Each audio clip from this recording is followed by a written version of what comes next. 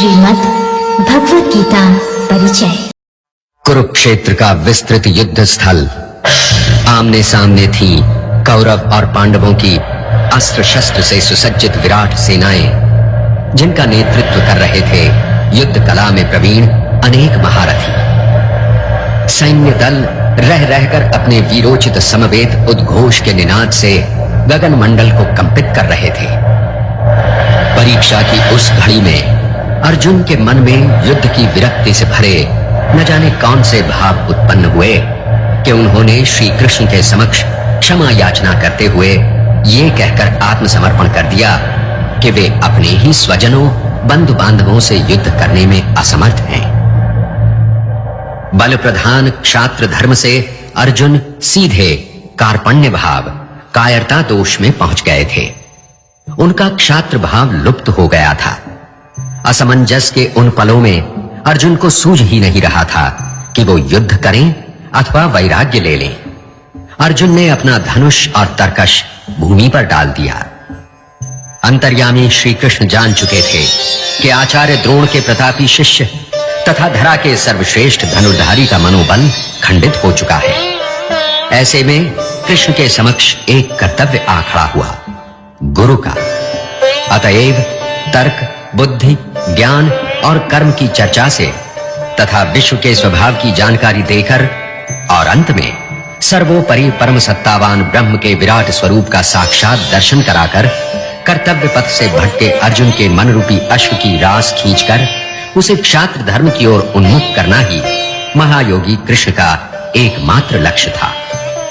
कुरुक्षेत्र के रण प्रांगण में श्री कृष्ण ने अर्जुन को जो उपदेश दिया था वही श्रीमद् भगवद गीता के नाम से प्रसिद्ध है। तत्व ज्ञान के वर्णन की भव्य और मुग्धकारी काव्य शैली गीता का निजी सौरभ है। इसीलिए इसका नाम पड़ा भगवद गीता, अर्थात भगवान का गाया हुआ ज्ञान। ये महाभारत के भीष्म पर्व का अंग है। इसमें 18 अध्याय और लगभग 700 श्लोक हैं। गीता विचारों की, ज्ञान की सतत प्रवाहमती मंदाकिनी है, जो हमारी संस्कृति को युगों युगों से अपने पावन जल से सिंचित करती आ रही है। गीता का ज्ञान सिंधु इतना विराट और गहरा है कि जितना ही हम गहरे उतरेंगे, ज्ञान के उतने ही अनमोल मोती हमें प्राप्त होंगे। केवल भारत ही नहीं, बल्कि समस्त संसार के दार्शनिकों, चिंतकों, धर्माचार्यों और साहित्यकारों को गीता की विचार संपदा ने प्रभावित किया है। दुनिया की अनगिनत भाषाओं में अनुवाद हुआ है श्रीमद् भगवद गीता का। हमारे समय के अनेक सुविख्यात कलाकारों और दार्शनिकों के जीवन पर गीता का गहरा प्रभाव पड़ा है। अंतः साक्षात्कार पाने के कई मार्ग हैं, जैसे ध्यान, ज्ञान, कर्म, प्रेम और भक्ति। अक्सर ये देखा गया है कि कोई भी ग्रंथ या महात्मा अपने ही मार्ग को श्रेष्ठ बताकर उसका ही अनुसरण करने की प्रेरणा देते हैं। गीता इसलिए भी विशिष्ट है क्योंकि इसमें कृष्ण ने सभी मार्गों का उल्लेख किया है, ताकि हर मनुष्य अपनी समझ और स्वभाव के अनुसार अपने पथ का चयन कर सके और अंत में वो प्रत्येक मार्ग की अच्छाइयों और उनकी उपलब्धियों की निधि पा जाए। कृष्ण ने कुरुक्षेत्र के युद्ध स्थल में अर्जुन को नई दृष्टि देकर कर्तव्य बोध कराया। कृष्ण द्वारा प्रदत्त नई दृष्टि पाकर अर्जुन का मोहाच्छादित अंधकार समाप्त हो गया। जीवन और प्रेम के उस प्रणेता के समक्ष न कोई छोटा था, न कोई बड़ा। चाहे वो विशेष अधिकार संपन्न व्यक्ति हो अथवा पद दलित मानव, सबके लिए उसका एक ही संदेश है, तुम ईश्वर की संतान हो, उसी का अंश हो और अंत में उसी में विलीन भी हो जाओगे। फिर तुम प्रेम के मार्ग से क्यों भटक जाते हो? एक बार एक गणिका श्री कृष्ण के पास गई। उसकी आंखों से अविरल अश्रुधारा प्रवाहित हो रही थी। उसने उनके चरण कमल को चूम लिया। राज दरबार में उपस्थित बड़े-बड़े राजा महाराजा ये दृश्य देखकर क्रोधित हो उठे और श्री कृष्ण से प्रश्न किया कि उन्होंने इस पतिता को अपना यह अपमान करने क्यों दिया। श्री कृष्ण ने मुस्कुराकर उत्तर दिया, इसे कुछ मत कहो, ये तुमसे अधिक जानती है, क्योंकि इसके पास प्रेम और श्रद्धा है। गीता की शिक्षा के अनुसार सच्चा व्यक्ति वही है जो सदाचार का जीवन व्यतीत करता है, जो प्रत्येक कार्य आत्मा में लीन होकर करता है तथा आत्मा का अनुसरण करता है, न कि वो जो केवल मंत्रों का जाप या श्लोकों का पाठ करता है। गीता एक ऐसे धर्म की प्राण प्रतिष्ठा करती है जिसमें पूर्व और पश्चिम की सीमाएं नहीं है। उसमें धर्म, रंग और जाति का भेदभाव नहीं है। ये सत्य और आत्मज्ञान का धर्म है। ये आत्मा को समर्पित किए हुए कर्मों का धर्म है। ये प्रेम का धर्म है। गीता मनुष्य को परम पुरुष के समान पुण्यता प्राप्त करना सिखाती है। गीता हमें सिखाती है कि किस प्रकार समस्त अहंकार और समस्त भेदभाव पर विजय प्राप्त की जा सकती है। गीता वास्तव में समस्त विश्व का धर्म ग्रंथ है। इसका संदेश सभी जातियों और धर्मों के नर नारियों के लिए है। श्री कृष्ण के अनुसार मनुष्य को शांति तब तक नहीं मिलती जब तक वो ईश्वर जैसा न बन जाए, या कहें ईश्वर ही न हो जाए। इस उद्देश्य को प्राप्त करने के प्रयत्न ही मनुष्य के आत्म साक्षात्कार के साधन बन जाते हैं, और ये आत्म साक्षात्कार ही गीता का मुख्य विचार है। गीता का उद्देश्य है मनुष्य को आत्म साक्षात्कार का सबसे उत्तम मार्ग बतलाना। श्री कृष्ण के अनुसार जैसे एक ही आकाश पूरे संसार को धारण किए हुए है, ठीक वैसे एक ही आत्मा इस पूरे संसार में व्याप्त है, जो प्रत्येक मनुष्य के भीतर विराजमान है। इस आत्मा से साक्षात्कार होना ही धर्म है। श्री कृष्ण कहते हैं, धर्म का कोई भी संबंध बाहरी आडंबरों से नहीं है। शायद यही कारण है कि गीता में श्री कृष्ण ने जिस जिस स्थान पर मैं, मेरे अथवा मुझ वसुदेव या मेरी पूजा करें ऐसा कहा है, उसे पढ़कर लोग श्री कृष्ण को अहंकारी मानने लगे। सच तो यह है कि श्री कृष्ण को अहंकारी मानने वाले गीता का पूरा मर्म नहीं समझ पाते और जाने समझे बगैर गीता की उपयोगिता पर प्रश्न चिन्ह लगा देते हैं। दूसरे प्रकार के व्यक्ति कृष्ण की पूजा में ही लीन हो जाते हैं। वे कृष्ण के मंदिर जाते हैं, कृष्ण लीला में भाग लेते हैं, या फिर कृष्ण जन्माष्टमी जैसे उत्सव मनाने लग जाते हैं। दोनों ही तरह के व्यक्ति गीता का सार समझने में त्रुटि कर जाते हैं। श्री कृष्ण जब मैं कहते हैं तो उसका तात्पर्य उस आत्मा से है जो पूरे जगत को धारण किए हुए है तथा जो प्रत्येक मनुष्य में विराजमान है। उस आत्मा की खोज को ही कृष्ण कहते हैं मेरी खोज, और उस आत्मा की भक्ति में लीन होने को कहते हैं मेरी भक्ति में लीन होना।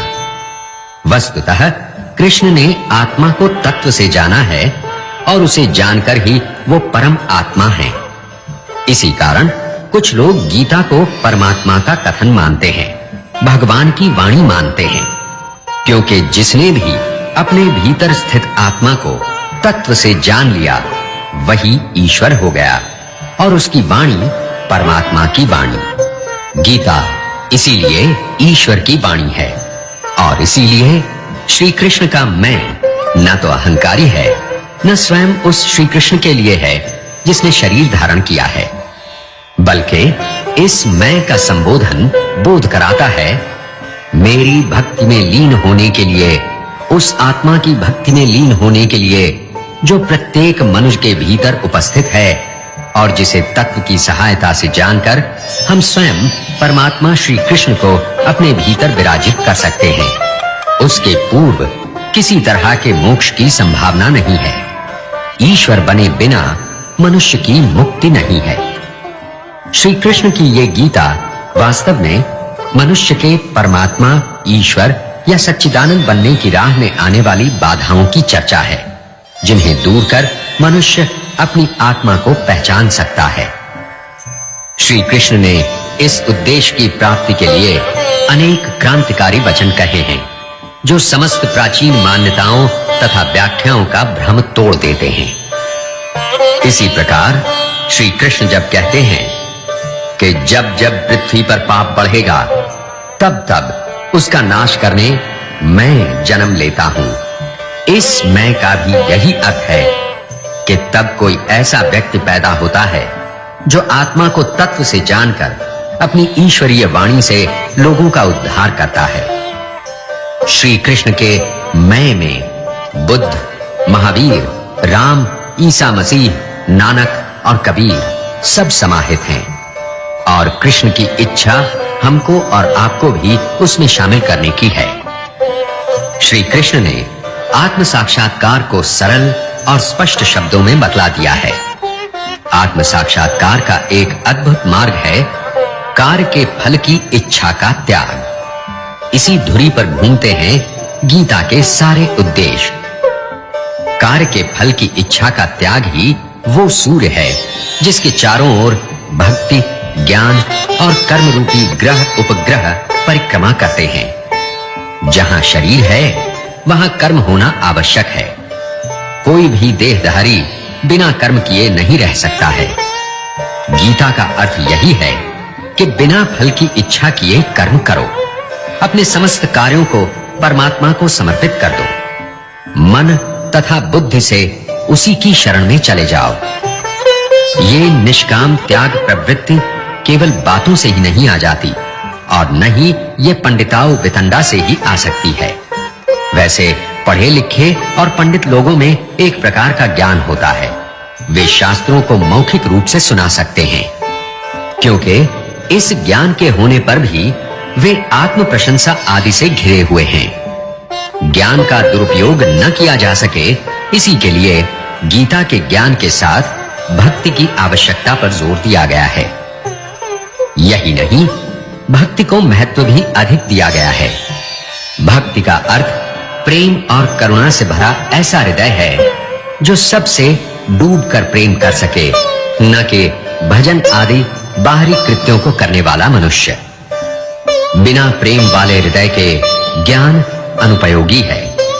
इसलिए गीता में कहा गया है कि भक्ति करो, प्रेम करो, ज्ञान अपने आप उपलब्ध हो जाएगा। भक्ति पूजा का बाह्य आडंबर नहीं है। गीता में जिस भक्ति को आवश्यक बताया गया है वो कोमल हृदय की कोरी भावुकता मात्र नहीं है और उसे अंधविश्वास मानना बुद्धि की दरिद्रता होगी। गीता द्वारा प्रतिपादित भक्ति का बाह्य आडंबर से कोई संबंध नहीं है। एक भक्त चाहे तो अपनी इच्छा से माला, तिलक आदि धारण कर सकता है, लेकिन ये वस्तुएं सच्ची भक्ति का प्रमाण नहीं है। जो सरलता और दया का भंडार है, लेकिन फिर भी जिसमें अहंकार नहीं है, जो निस्वार्थी है, जिसके लिए शीत और ग्रीष्म समान है, जो हर्ष, विषाद और भय से विचलित नहीं होता, जो शत्रु और मित्रों के लिए समदृष्टि रखता है, जिसे मान अपमान प्रभावित नहीं कर सकते, जो उनसे अविचलित रहता है, जिसे शांति और एकांत प्रिय है, जिसकी बुद्धि निर्मल और निष्पक्ष है, ऐसी सच्ची भक्ति ही आत्म साक्षात्कार करवा सकती है। यही गीता की ध्रुव की तरह अटल सत्य शिक्षा है। वो जो कर्म को त्याग देता है, गिरता है। वो जो केवल फल का त्याग करता है, उन्नत होता है। लेकिन फल त्याग का अर्थ ये नहीं है कि परिणाम के बारे में उदासीन हो जाएं। प्रत्येक कार्य के संबंध में व्यक्ति को ये अवश्य जानना चाहिए कि उससे क्या परिणाम अपेक्षित किया जा सकता है, किन साधनों से उसे प्राप्त किया जा सकता है और उसे प्राप्त करने का सामर्थ्य उसमें है या नहीं। वो जिसके पास पहले से इतनी जानकारी है, उसे फल के बारे में रत्ती भर मोह न करते हुए कार्य की पूर्ति के लिए संपूर्ण रीति से उसमें तल्लीन होना चाहिए। सच तो यह है कि जो फल का मोह त्याग करता है, वो कार्य को पूर्ण रूप से करता है। इस कारण उसे कर्म फल सहस्र गुना अधिक प्राप्त होता है। ये साधारण विश्वास है कि धर्म भौतिक हितों से विमुख है। कोई भी व्यक्ति व्यापार में, राजनीति में धार्मिक रीति से व्यवहार नहीं कर सकता। इस प्रकार की गतिविधियों में धर्म का कोई स्थान नहीं है। धर्म तो केवल मोक्ष की प्राप्ति में सहायक है। इस प्रकार की बातें कई दुनियादार, बुद्धिमान और अज्ञानी पंडित व्यक्त किया करते हैं। श्री कृष्ण ने गीता में इस भ्रम का पूर्ण रूप से निवारण कर दिया है। गीता में भौतिक सुखों की प्राप्ति और आध्यात्मिक सुखों की प्राप्ति में कोई भेद नहीं रखा गया है। गीता हमें यह सिखाती है कि दिन प्रतिदिन के कार्यों में जिसका व्यवहार न किया जा सके वो धर्म नहीं है।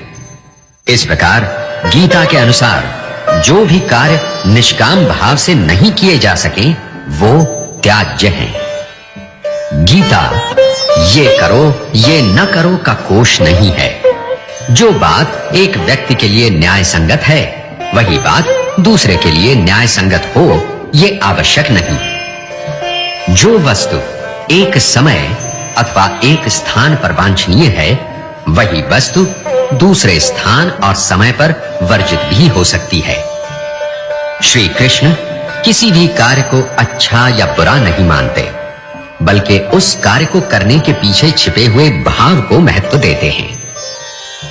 गीता में ज्ञान की प्रशंसा के गीत गाए गए हैं, परंतु ये ज्ञान मात्र ही बुद्धि नहीं है। ये हृदय को संबोधित करता है और हृदय द्वारा ही समझा जा सकता है। मनुष्य के कर्म ही उसके भाग्य का निर्माण करते हैं, जो उसके ललाट पर अंकित रहते हैं, और अपने किए अनुसार ही उसे जन्म जन्मांतरों तक फल मिलते रहते हैं।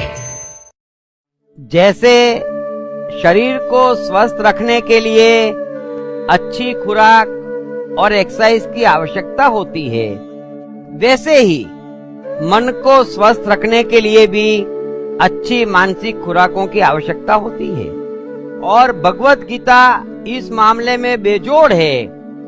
इसलिए मैं सबसे कहूंगा, रोज सुबह 10-20 मिनट आंख बंद करके शांति से गीता सुने।